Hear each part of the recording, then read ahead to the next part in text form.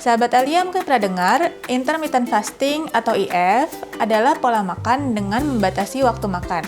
Misalnya 16 jam puasa dan 8 jam makan. Nah, metode ini sudah lama populer karena dianggap efektif untuk menurunkan berat badan dan memperbaiki metabolisme. Namun, gak semua orang memiliki kondisi tubuh yang sama. Nah, yuk kita bahas sekaligus menjawab pertanyaan-pertanyaan terkait intermittent fasting yang ramai di media sosial. Apapun yang terjadi, tetap semangat, esok hari kan berganti, tetap semangat, masa depanlah menanti, tetap semangat, tetap semangat, tetap semangat.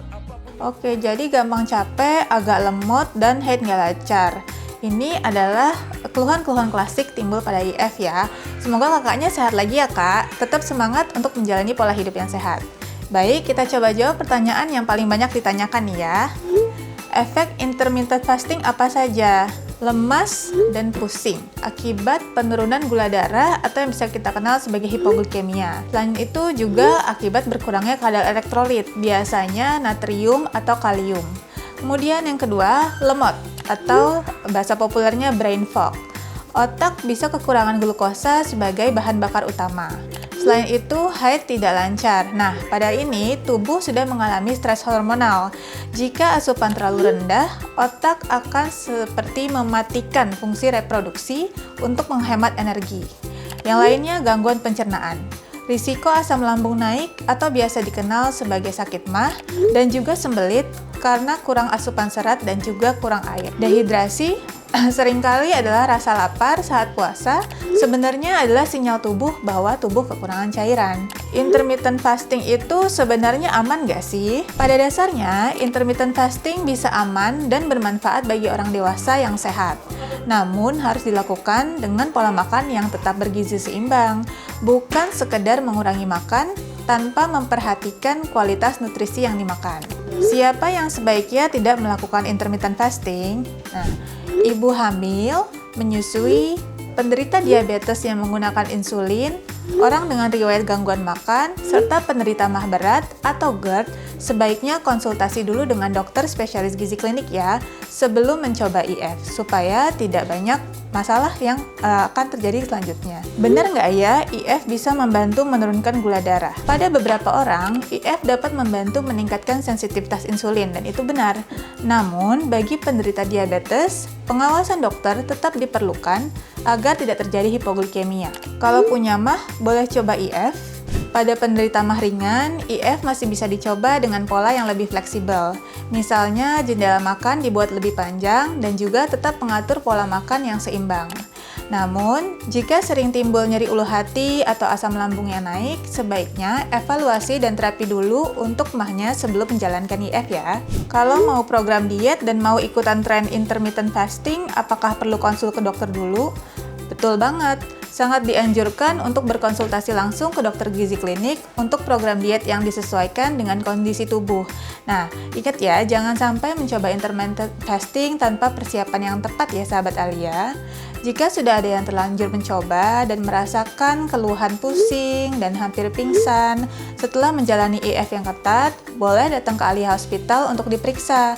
Apakah ternyata asupan kalorinya atau cairannya sudah sangat kurang, atau tekanan atau gula darahnya juga sudah terlalu rendah, atau bahkan hingga anemia. Nah, dengan evaluasi medis dan penyesuaian pola makan yang lebih sesuai dengan kondisi tubuh masing-masing, pasien dapat menjalani program penurunan berat badan dengan cara yang lebih aman.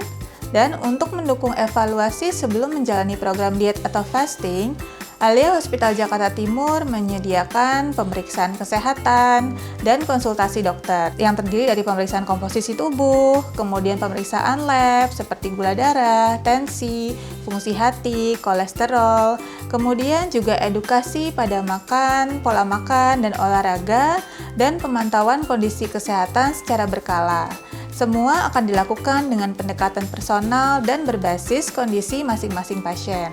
Mau dong tips intermittent fasting? Takutnya selama ini masih salah. Boleh banget dong.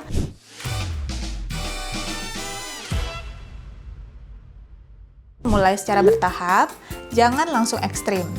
Kedua, pastikan asupan protein, serat, dan cairan tetap cukup. 3. Hindari makanan berlebihan saat jam makan. Yang keempat, perhatikan sinyal tubuh seperti pusing berlebihan atau lemas. Sebaiknya tidak di-skip sarapannya ya. Yang kelima, konsultasikan terlebih dahulu jika memiliki penyakit bawaan tertentu. Perkenalkan, saya Dr. Milati Samhara Sulis, dokter spesialis gizi klinik di Alia Hospital, Jakarta Timur. Sebagai dokter spesialis gizi klinik, pasien kerap datang untuk berbagai keluhan kesehatan kepada saya. Mulai dari gangguan metabolisme seperti gula darah, kolesterol, dan tekanan darah tinggi, hingga gangguan pencernaan dan tentunya penurunan berat badan. Sahabat Alia, intermittent fasting bisa menjadi salah satu metode menjaga berat badan dan memperbaiki metabolisme. Tetapi tetap harus disesuaikan dengan kondisi tubuh masing-masing. Jika sahabat Alia ingin menurunkan berat badan dengan cara yang lebih terarah, aman, dan dipantau tenaga medis, Alia Hospital Jakarta Timur juga menghadirkan program khusus, seperti misalnya Diet Happy, Body Shapey, program weight loss dalam 2 minggu, sehingga proses penurunan berat badan bisa lebih terkontrol dan tetap memperhatikan kesehatan secara menyeluruh. Alia Hospital Jakarta Timur, Care with Heart.